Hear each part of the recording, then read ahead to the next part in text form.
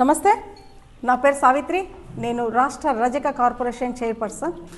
ఈరోజు నేను అనంతపురం జిల్లా పర్యటనకు వచ్చాను.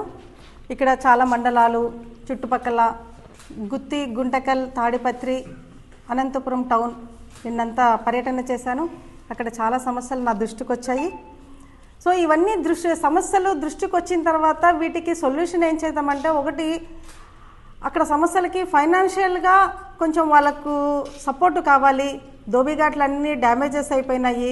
లాంగ్ బ్యాక్ బిలో దాదాపుగా ఒక 10 సంవత్సరాల కిందట దోబిఘాట్ల కన్స్ట్రక్షన్ జరిగింది. తర్వాత డెమాలిష్ అయిన తర్వాత దానికి ఎక్కడ మోడలింగ్ చేయలేదు. సో వృత్తిపరంగా వాళ్ళు చాలా కష్టాల్లో ఉన్నారు అనేది అక్కడ చూసిన తర్వాత అర్థమైపోయింది. కానీ ఈ సమస్యను మన ప్రభుత్వానికి తెలియచేయడానికి మనకు ఒక వారధి కావాలి.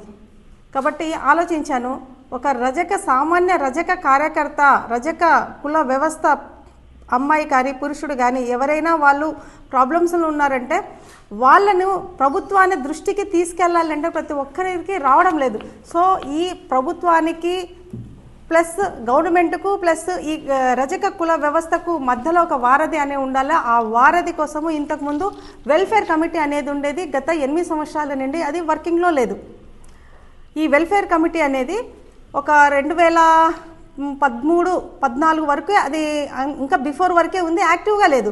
సో ఒక వెల్ఫేర్ కమిటీ వచ్చేసి జీవో నంబర్ 6 ప్రకారము గవర్నమెంట్ మనకు ప్రభుత్వానికి ఒక రజక కులస్తునికి మధ్యలో ఒక వారధిలాగా ఒక వెల్ఫేర్ కమిటీని క్రియేట్ చేసి ఆ వెల్ఫేర్ కమిటీలో ప్రతి జిల్లాకు ఒక 4 మనుషులను రజక కులస్తులను తీసుకుంటున్నారు. అందులో ఒక మహిళ ఖచ్చితంగా ఉండాలి.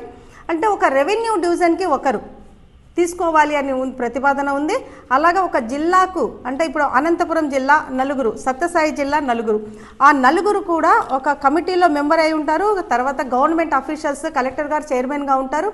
మిగతా ఆల్ డిపార్ట్మెంట్స్, పోలీస్ డిపార్ట్మెంట్ కానీ, రెవెన్యూ డిపార్ట్మెంట్ కానీ, హెల్త్ డిపార్ట్మెంట్ కానీ, అన్ని డిపార్ట్మెంట్స్ అక్కడ ఒక కమిటీగా ఉండి ఇక్కడ రజకుల యొక్క సమస్యలను ఆ కమిటీ మీటింగ్లో చర్చిస్తారు. అప్పుడు ఈ వ్యవస్థ ఏం జరుగుతుంది, ఏ స్థాయిలో ఉన్నారనేది ప్రభుత్వ అధికారులకు ఒక అవగాహనకు రావడానికి ఆస్కారం ఉంది.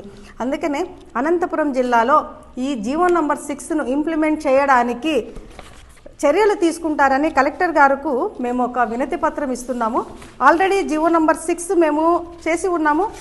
జీవో నంబర్ 6 ప్రకారము ఒక వెల్ఫేర్ కమిటీని 2 జిల్లాలలో కలెక్టర్ గారి ఆధ్వర్యంలో మనకు ఇది మళ్ళీ స్టార్ట్ చేసి సమస్యలకు పరిష్కార దిశలో మార్గనిర్దేశం చేస్తారని ఆశిస్తున్నాము.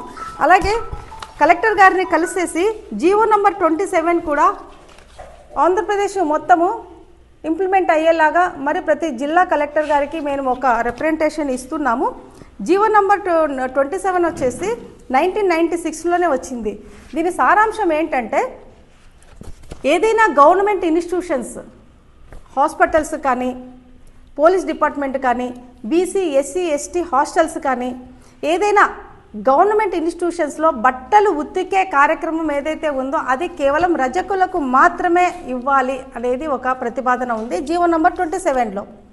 అలాగే దీంతోపాటు ఒక గవర్నమెంట్ ప్లేస్ అంటే మున్సిపాలిటీకి సంబంధించింది కానీ లేదా పంచాయతీకి సంబంధించింది కానీ వాటిలోన రజకులకు లాండ్రీ పెట్టుకోవడానికి సమ్ 5% ఆఫ్ ద ప్లేస్, అంటే 10 షాప్స్ ఉన్నాయనుకోండి, అందులో 5% నమోదయ్యే కొన్ని షాప్స్ లాండ్రీ పెట్టుకోవడానికి రజకులకు కేటాయించాలి. కానీ ఇంతవరకు అది ఎక్కడ కనిపించట్లేదు.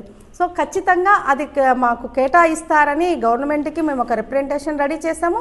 అది వీలైన తొందరగా మనకు కలెక్టర్ గారి నుండి ఆర్డర్ ప్రొసీడింగ్స్ వస్తాయని ఆశిస్తూ, అలాగే కొన్ని ఇన్స్టిట్యూషన్స్లో రజకులకు సంబంధించిన కాంట్రాక్ట్ జాబ్స్ కానీ, వృత్తికి సంబంధించిన ఏదైనా ఉద్యోగాలు, చిన్న ఉద్యోగాలు కానీ ఎలాంటివైనా రజకులకు మాత్రమే కేటాయించాలి. చాలా వరకు గత 10 ఏళ్ల నుండి ఎక్కడైనా ఈ దోబీ పోస్టులు ఉండేటివి కాంట్రాక్ట్ బేసిస్ తీసుకున్నారు.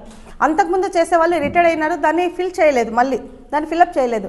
అలా కాకుండా రజకులకు వారికి జీవనాధారము ఉండి కొంచెం ఫైనాన్షియల్గా వాళ్ళు నిలదొక్కుకోవాలి అని అంటే రజకులకు కేటాయించిన పోస్టులు ఏదైతే ఉన్నాయో వాటిని రజకులకు మాత్రమే కేటాయిస్తే వాళ్ళు ఆ వృత్తిపరంగా కాస్త డెవలప్ అయ్యేకి ఛాన్స్ ఉంది. అలాగే అనంతపురం మన కలెక్టర్ గారికి ఒక సవినయంగా నేను తెలియజేయడం ఏంటంటే, అనంతపురం జిల్లాలో మెడికల్ కాలేజెస్ ఉన్నాయి, సత్యసాయి జిల్లాలో హాస్పిటల్స్ ఉన్నాయి, పెద్ద పెద్ద హాస్పిటల్స్. వీటన్నింటికి పాత పద్ధతులలో కాకుండా మోడ్రన్ ధోబీఘాట్స్ లాగా చేసేసి ఇక్కడ రజక యువతకు కొంచెం ఉపాధి కల్పిస్తారని, దాన్ని మన బీసీ కార్పొరేషన్ నుండి మనకు భారీ ఎత్తున అంటే ఒక స్మార్ట్ సిటీ అనేది ఏదైతే వస్తుందో, క్లీన్ సిటీ స్మార్ట్ సిటీ అనేది ఎక్కడైనా ఏ జిల్లాకైనా మనకు ఒక అవార్డు రూపంలో మనకు వచ్చింది అని అన్నప్పుడు ఆ స్మార్ట్ సిటీకి ఇలాంటి ధోబీఘాట్స్, మోడర్న్ ధోబీఘాట్స్ సెంట్రల్ నుండి వస్తుంది, సెంట్రల్ గవర్నమెంట్ నుండి వస్తుంది. సో అలాంటి సెంట్రల్ గవర్నమెంట్ నుండి మోడర్న్ ధోబీఘాట్స్ ఇక్కడ ఏర్పాటు చేసి వాటిల్లో రజక యువతకు జీవనోపాధి కల్పిస్తారని ఆశిస్తున్నాము. దానికి మేము కలెక్టర్ గారికి ప్లస్ ఇక్కడ ఉన్న ఎమ్మెల్యే గారికి, ఎంపీ గారికి పర్సనల్గా రిక్వెస్ట్ చేసి మన రజక యువతకు ఎంతవరకు తోడ్పడగలలో వారి సహాయం ఆర్థించాలని మేము అభ్యర్థిస్తున్నాము.